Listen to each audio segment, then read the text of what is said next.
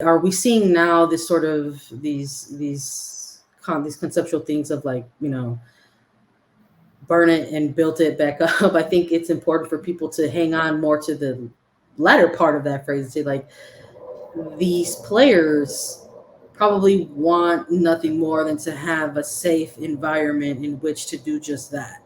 Play and Also, they would I don't think anyone would like to lose their job within the next week, right? Like that's I think another important part of just that again, this whole concept of one bad story tears the whole thing down, right?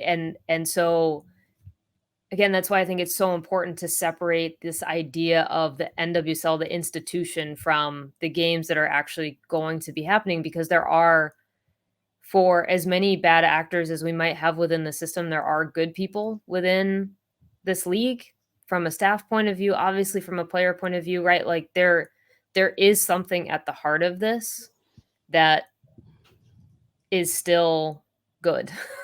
Like that's the only word I can come up with, that is still good, no, because it's a simple way to put it, but that's true. I mean, but we're seeing that. We're seeing the good within all of the smoke. I think right.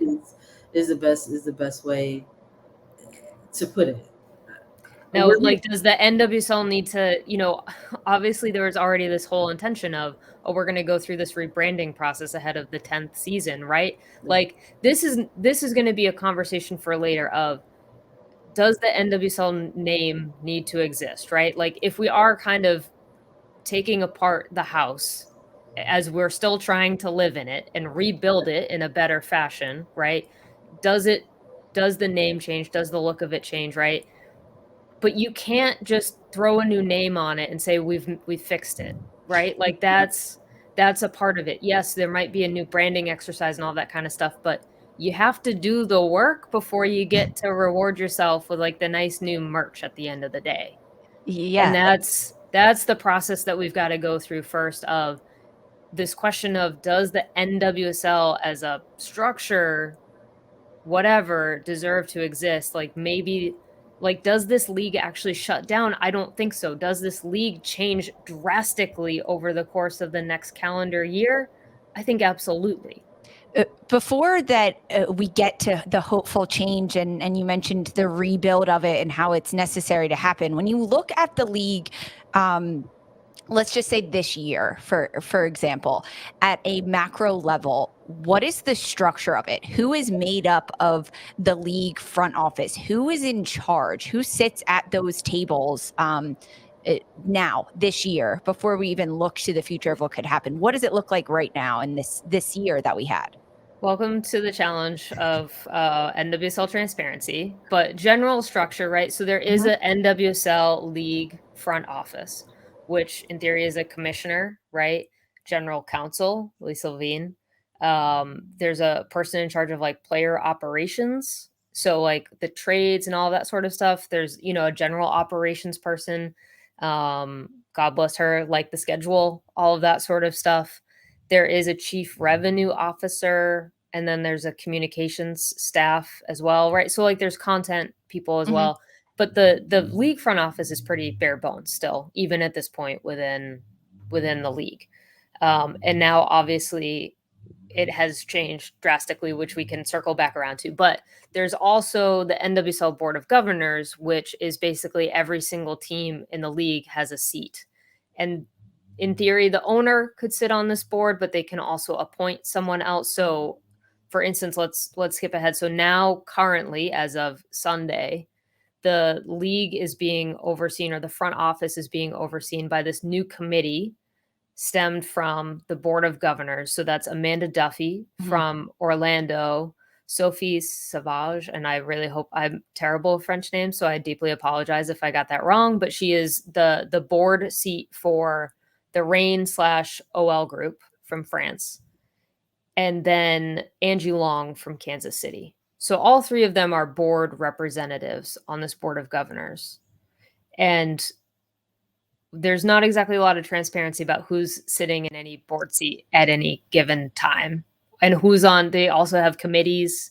None of those are really ever publicly available. Sometimes you'll hear like oh yeah, there's the commercial committee or this committee, like there's kind of a game rules stuff. So like the recent expansion rules have to be designed and voted on by the board of governors. Though again, we could get into a whole sidetrack about how those should probably be governed by a collective bargaining agreement with the players, but we'll set that aside for the moment.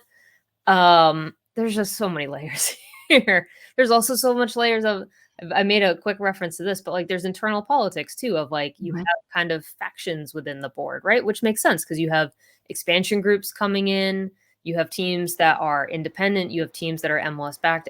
People have different priorities, different approaches to the league. So of course there's going to be internal politics. Looking at today and the news that happened on Sunday of this weekend is that the NWSL announced the formation of a committee following Lisa Baird's resignation. So who appoints these people after who forces Lisa Baird out? Great. Well, so I would assume the board had to vote for Lisa if they were going to accept her resignation, right? Again, to get back into that language thing of how that exactly played out. That's a board decision, and I think generally board decisions are made by simple majority as far as I know. So basically the teams are taking a vote of like, do they have confidence in Baird or not? How they named those three, they have not shared that information. But I would assume that they prioritized obviously naming women in terms of like who was sitting on the board and who, it does seem like they prioritized relatively recent additions to the board, since obviously there is kind of this now history that we are grappling with from the NWSL. Amanda Duffy from Orlando obviously served as president of the NWSL before going to Orlando. And her role then, I would argue, honestly, she was not a commissioner. Let's get it on record, folks. Yeah, she was not a commissioner. She was not honestly empowered very much in that time period. So, I mean, I think that I personally am very interested because I also think Amanda Duffy over the past, year or two has really shown that she can excel in a team environment with the Orlando Pride in terms of that turnaround of that team. And I think that she has grown a lot over that time period. And I think learned a lot. So I'm honestly really interested to see her perspective at this moment in time, because she does have kind of a sense of some of these internal workings of the board in a way that the other two might not. I think it is a little concerning. There were opportunities for them to find a former player that is in the ownership role via Angel City, but if they are specifically going within board of governors, I think they don't really have a choice on that front. But, the question is, could you name someone outside of an actual board, a person with a vote on the board of governors? But yeah, that is going to be, and in theory, we're also now at the start of a global search for the next commissioner.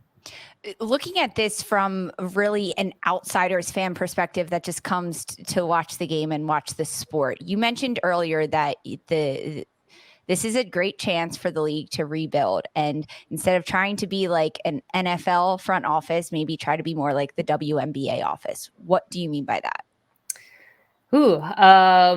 Not just prioritize naked profit over everything. Honestly, I mean, that kind of sums it up, right? Yeah. WNBA, I think, has really shown, first of all, they have a very good collective bargaining agreement with the WNBA Players Association that I think both sides were satisfied by, right?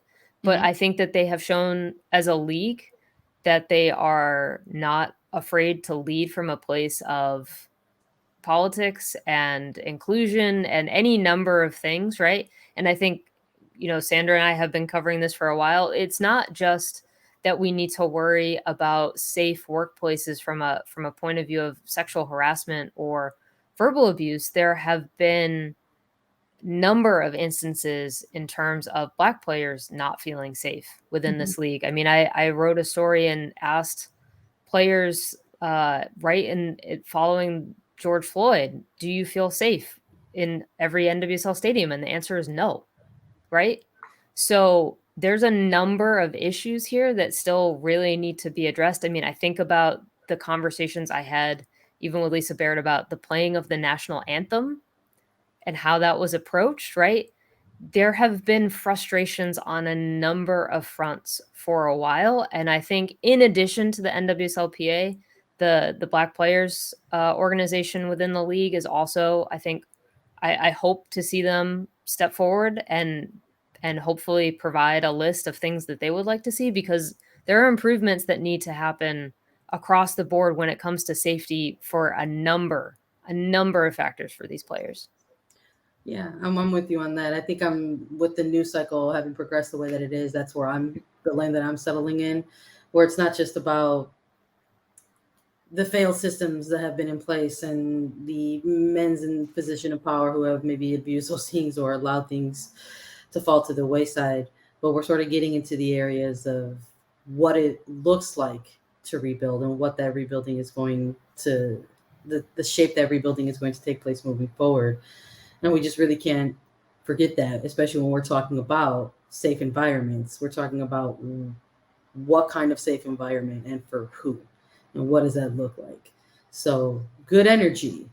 Yep. But what are we talking about when we're talking about non-white players? And what does that energy look like?